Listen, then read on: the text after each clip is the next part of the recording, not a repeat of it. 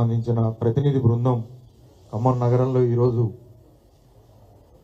మున్నేరు వరదకి జరిగిన నష్టం అలాగే బాధితుల్ని పరామర్శించి వారికి సహాయం చేసే కార్యక్రమానికి విచ్చేసిన సందర్భంగా మీడియా సమావేశానికి వచ్చిన మీడియా మిత్రులందరికీ నమస్కారం.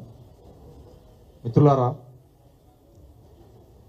నిన్న ఇవాళ మొన్న 3 రోజులుగా ఖమ్మం నగరం ప్రజలు అల్లల్లాడుతూ ఉన్నారు. చాలా ప్రాంతాల్లో జరిగిన వరద నష్టానికి సంబంధించి నేను నిన్న కూడా ప్రెస్ మీట్ పెట్టి మాట్లాడినాం. ఆ విషయాల జోలికి లేదా మా హరీష్ రావు గారు కానీ జగదీష్ రెడ్డి గారు కానీ స్పృశించిన విషయాల జోలికి పోకుండా నేను క్లియర్ కట్గా ఒక విషయం చెప్పదలుచుకున్నా. ప్రతిపక్షంగా మా పాత్ర మేము పోషించాల్సిన బాధ్యత మాకుంది.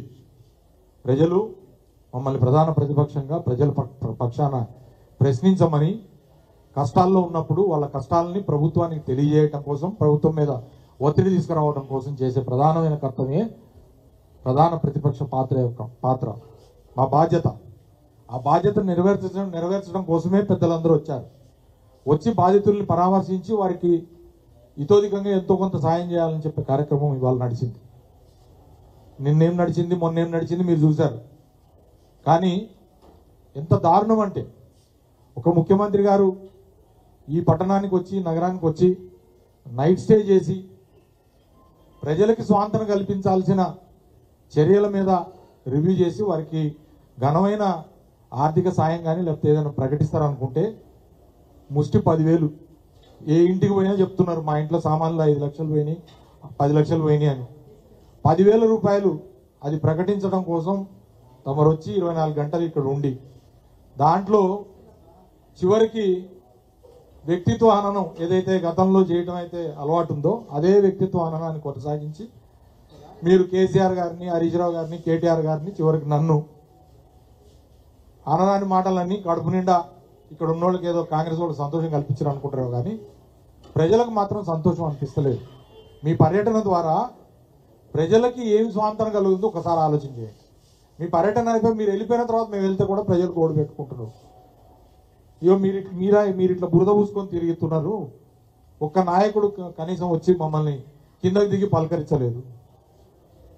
ఎట్లున్నారని పలకరించలేదు, ఏం తిన్నావు ఏం తాగినావు అని పలకరించలేదని ప్రజలు బాధపడతా ఉంటే ఆ బాధలు వినటానికి వచ్చి 4 డివిజన్లు 5 డివిజన్లో తిరిగి పర్యటన ముగించుకొని వెనుకకు వస్తూ ఉంటే, మేము ఏర్పాటు చేసిన స్థానికంగా కొంత సాయాన్ని వారికి అందించి వస్తూ ఉంటే, నిస్సిగ్గుగా ఇంతమంది శాసనసభ్యులు ఉన్నారే, ఇంతమంది మాజీ మంత్రివర్యులు, ప్రజాప్రతినిధుల మీద ఆ రకంగా నీ కాంగ్రెస్ గూండాలతో, నిన్ను రౌడీ షీటర్లతో హత్యాయత్నం, ఒక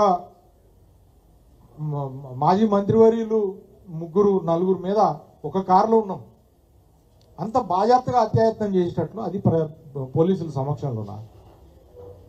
ఇది శోభనిస్తుందా? ఈ రాష్ట్రానికి హోంమంత్రి ఎవరు? సాక్షాత్తు ముఖ్యమంత్రి గారు.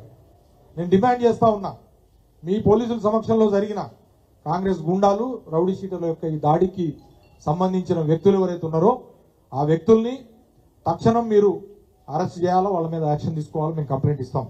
ఇప్పుడు పోతా ఉన్నాం సిబిఐ గారి దగ్గర పోయి. ఈ రకంగా ప్రజల దగ్గర పోవటాన్ని మీరు అడ్డుకోలేరు. ఈ తుంటరి చర్యలకు అడ్డుపడితే నిజంగానే హరిశన్ అన్నట్లు, లేకపోతే కేసీఆర్ గారు అనేకసార్లు అన్నట్లు తెలంగాణ వచ్చేదా తెలంగాణ?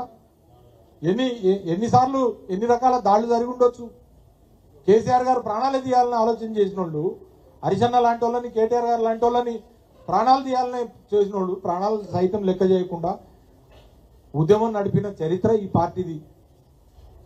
మీరు చిల్లర రౌడీలు, వీధి రౌడీలు మీరు ఆపుతారా? ప్రజల దగ్గర పోకుండా మమ్మల్ని ఆపలేరు. కాబట్టి తస్మాత్ జాగ్రత్త. ఇది మాలో మరింత పట్టుదల పెంచుతుంది, మరింత జనం దగ్గర తిరుగుతాం మేము. మీరందరూ కూడా ఇక్కడ ఉన్న 3 మంత్రులు దీనికి బాధ్యత తీసుకోవాలి. ఇవాళ ముఖ్యమంత్రి గారితో సహా బాధ్యత తీసుకోవాలి. తీసుకొని మేము మా మీద దాడి జరిగిన దాన్ని మిగతా ప్రజాస్వామ్యవాదులు అలాగే మిగతా పార్టీలు కూడా చూస్తున్నారు కాబట్టి వాళ్ళు కూడా బాధ్యతతో ఖండిస్తారని, అట్లనే ప్రభుత్వం తక్షణం దీంతో పాటుగా ఈ వ్యక్తుల మీద దాడి చేయడం కాకుండా, దాడి చేసిన వాళ్ళ మీద చర్య తీసుకోవడం కాకుండా, మా ప్రధానమైన మా ఆక్రోశం ప్రజలకి న్యాయం జరగాల, ప్రజల కోసం అని చెప్పి మేము వచ్చినాం, ప్రజల కోసం తిరిగినాం. కాబట్టి ఆ వరద బాధితులకు సరైన న్యాయాన్ని ఇమీడియట్గా చేయండి. వాళ్ళకి ఇప్పటికైనా మంచినీళ్ళు పంపండి. కరెంటు పవర్ రెజ్యూమ్ చేయండి.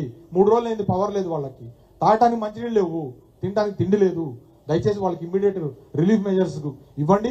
అట్లనే మేము గతంలో చెప్పినట్టు ఇప్పుడు కూడా చెప్పినట్టు మరణించిన వారికి 25 లక్షలు, తర్వాత నగరంలో ఇళ్లలో వస్తువులు కోల్పోయిన వారికి 2 లక్షల రూపాయల చొప్పున తక్షణ సాయం కూడా అందించాలని కూడా ప్రభుత్వం